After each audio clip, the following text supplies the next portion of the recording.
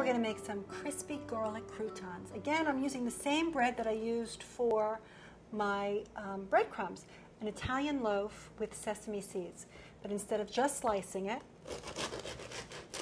I'm going to slice it. Again, remember, this is not a stale loaf of bread. This is a fresh loaf of bread. I'm going to cut it into cubes.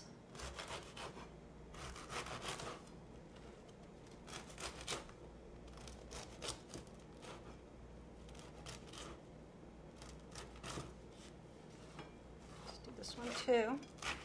You would do an entire loaf, which would fill up 1/2 sheet pan, baking sheet.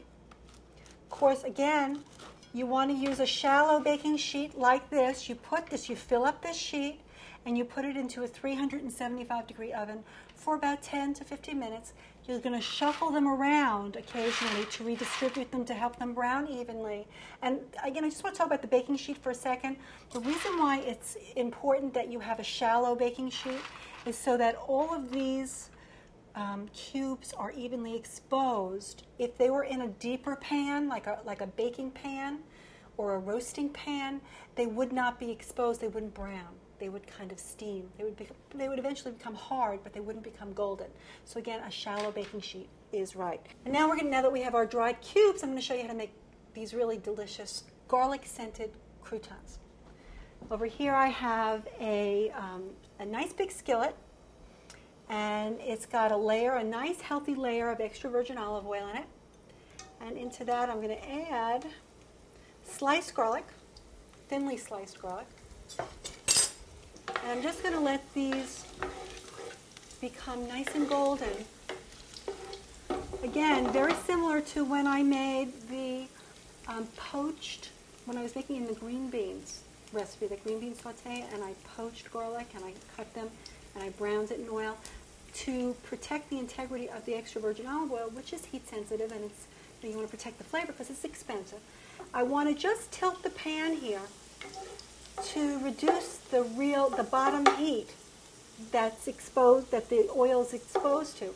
So it's almost like at this point deep frying the garlic, and they're going to get nice and golden. It smells so delicious.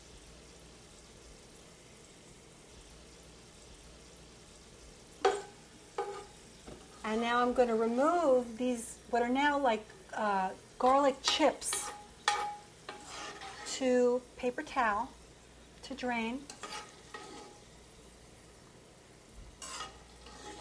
I'm going to add my cooled, or they could be hot, it doesn't really matter, my bread cubes. This is a whole loaf into this skillet. There's a big skillet.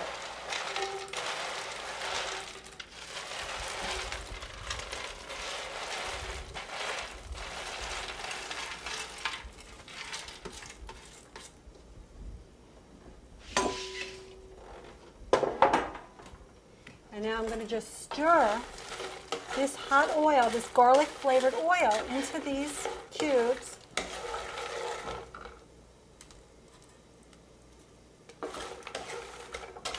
Again, you want to set up properly when you're making anything like this, that you're going to have to get out of your pan. So it's really important that if you get turned on to a recipe, that you really read the whole thing so that you're never stuck in the lurch with, this perfect thing, and then you have no place to put whatever it is that has to get out of a pan quick because it's, it might burn.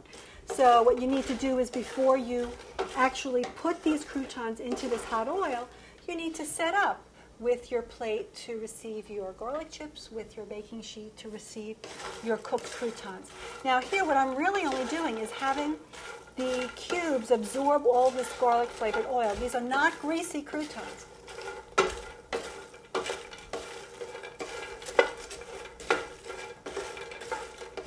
Like they become sealed with all that wonderful garlic and olive oil flavor. So I'm going to just turn off this skillet. I'm going to pour it there. I'm going to add a bit of pepper. I'm going to add a bit of salt. So just so you know, when you want to sprinkle something with salt and you want to get just a light dusting, you want to go up high, like this. As opposed to being low, it gets too concentrated in any one spot. So you want to come up high like that. Put that back. Now while those cool, I'm going to just shimmy the pan a little bit to help any excess oil be removed. Now I'm going to take the garlic chips.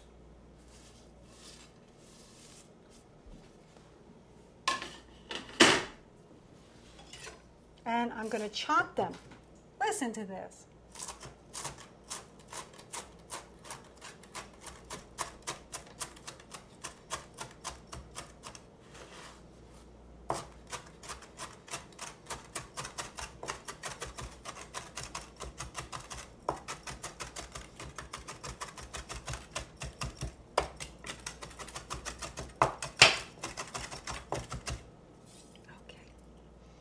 Now what I'm going to do is I'm going to take my croutons,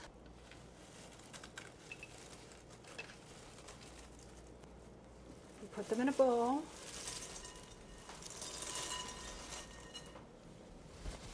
A couple of stray ones over there.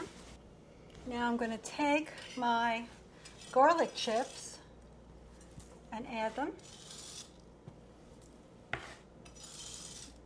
Notice how if I'm using the blade of my knife to scrape up my board, I'm being very careful to be very, very parallel, so that I'm not affecting the blade of my knife. Then I'm going to take my croutons and just fork through all of those garlic chips. You could add a little bit of oregano if you want. You don't have to. If you're going to use oregano, you want to remember that any herb that's dried means that the flavor is dormant. So in order to wake it up and really get the full effect, you need to crumble it between your fingers like this. So you fork through all that garlic, and I added some oregano. So here are my crispy garlic croutons. So whether it's cubes or it's crumbs that you're looking for, I hope that you'll trust me when I tell you that homemade is always best, really.